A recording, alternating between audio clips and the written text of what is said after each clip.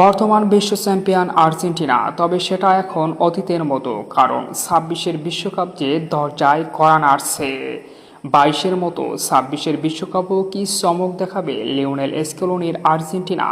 সেটা জানতে হলে তাকাতে হবে গোলপোস্টের নিচে, কারণ ২২-এর বিশ্বকাপে আর্জেন্টিনার গোলপোস্টের অতন্ত্র প্রহরী ছিল এমি মার্টিনেজ। তার কল্যাণে বিশ্ব চ্যাম্পিয়ন হয়েছে লিওনেল স্কেলোনির আর্জেন্টিনা।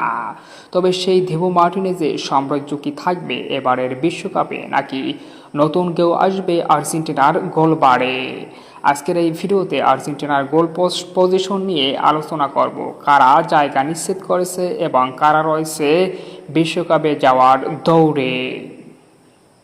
কোনো প্রতিদ্বন্দ্বিতা ছাড়াই ফার্স্ট চয়েস গোলকিপার হিসেবে জায়গা করে নেবে আর্জেন্টাইন দিবো মার্টিনেজ। সর্বশেষ বিশ্বকাপে আর্জেন্টিনার বিশ্বকাপ জয়ের অন্যতম কারিগর ছিল এই এমি মার্টিনেজ। তার একের পর এক অবিশ্বাস্য সেভে বিশ্ব চ্যাম্পিয়ন হয়েছে আর্জেন্টিনা, তবে সেটা এখন অতীত। বর্তমানেও তিনি অ্যাস্টন ভিলা ও আর্জেন্টিনার হয়ে সাম্প্রতিক সময়ে দুর্দান্ত ফর্মে রয়েছে। তাই ইনজুরি মুক্ত থাকলে এবারে ২৬ বিশ্বকাপও আর্জেন্টিনার অটো চয়েস ফার্স্ট গোলকিপার হিসেবে জায়গা করে নেবে দিবো মার্টিনেজ। তার উপরে বিশ্বাস আর ভরসা দুটোই রয়েছে আর্জেন্টাইন মাস্টারমাইন্ড লিওনেল স্কেলোনি ও সমর্থকদের। ২ নম্বর ব্যাকআপ গোলকিপার হওয়ার দৌড়ে রয়েছে জেনুরুমো রোলে এবং হুয়ান মুসো। সাম্প্রতিক সময় জেনুরুমো রোলের থেকে হুয়ান মুসো অসাধারণ ফর্মে রয়েছে লা লিগার ক্লাব আতলেটিকো মাদ্রিদের হয়ে। যদিও লিওনেল স্কেলোনির আস্থা জুগিয়েছেন জেনুরুমো রোলি, এমিলিয়ানো মার্টিনেজের অনুপস্থিতিতে তিনি আর্জেন্টিনার গোলবার সামাল দিয়েছেন। সেখানে অসাধারণ পারফরমেন্স করে লিওনেল স্কেলোনি ও ভক্তদের আস্থা জুগিয়েছে জেনুরুমো রোলি। তবে সাম্প্রতিক সময় তিনি লিগনের ক্লাব অলিম্পিক মার্সেলের হয়ে কিছুটা অফ ফর্মে রয়েছে।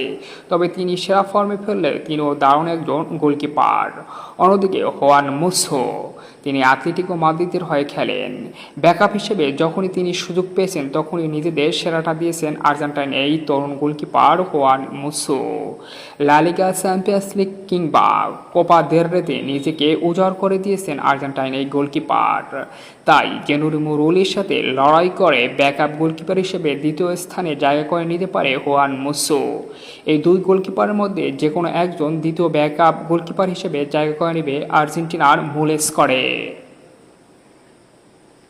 তৃতীয় ব্যাকআপ গোলকিপার পজিশন নিয়ে চমক দিতে পারেন আর্জেন্টাইন মাস্টার মাইন্ড লিওনেল স্কেলোনি, যেখানে রয়েছে ক্রিস্টাল প্যালেসের ওয়াল্টার বিনতেস এবং রেসিং ক্লাবের তরুণ গোলকিপার ফাকুন্ডো কামবেসেস। এই দুজনের মধ্যে যে কোনো একজন থাকতে পারে তৃতীয় গোলকিপার পজিশনে চমক হিসেবে লিওনেল স্কেলোনির। তাছাড়াও লিওনেল স্কেলোনির হাতে থাকা সেই অভিজ্ঞ ৩ গোলকিপারকে দিয়েও তিনি বিশ্বকাপে যাত্রা শুরু করতে পারেন, যেখানে রয়েছে এমিলিয়ানো মার্টিনেজ, জেনুরুমো রোলি এবং হুয়ান মুসো। তো দর্শক বন্ধুরা, আপনার মতে কারা যেতে পারে গোলকিপার পজিশনে এমিলিয়ানো মার্টিনেজের ব্যাকআপ হিসাবে? অবশ্যই কমেন্টস আপনার মতামত জানিয়ে দিন।